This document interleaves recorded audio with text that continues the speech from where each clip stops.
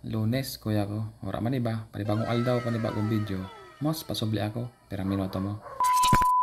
Sa mga hindi pamilyar kung anong klaseng panamaya ni kuya ko. Tapos sa mga video kung gusto mo maraman. Bihira ng medyo maselan kuya ko. Yata ko nasabi. O kunya napay kuya ko. Duka lang yan. Sa mga hindi pamilyar kuya ko, uniyan hindi basta-basta na iling sa gilid, kundi sa bulod or sa mga preskong lugar. Para sa akin, arayo maray kuya ko nga pay. Lalo na king duka mo sa tamang proseso. Napalaba ko naman gid maray. Bali ang binangot ko palang diri kuya ko. Dried tuna ngan alimango. Kaperte no.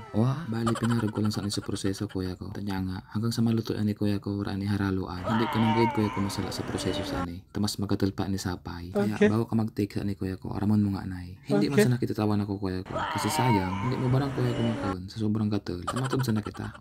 Habang nakasunod ng tigalat magkulo, tamang guni-guni nga nay. Shout out sa mga followers and viewers ko dyan. Thank you.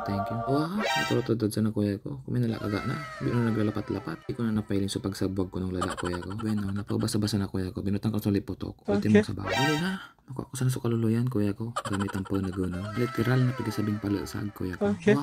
Finish product na kita kuya ko. Kainis na pagilingan ng kakabul ng latok. Nakuha ko ng gid na sutamang kaluluyan. Yan ang hindi ko aram kung anong maluto ang pwedeng bumagay dito. Pero sa pagiling ko, bahaw kuya ko. Kanigong kinda nito mong Tadawa ako nag-rep gusto ko mag-diet. Hindi ko napupunan. Pero saan yung palasag? Palagpasan mo sana. Alright.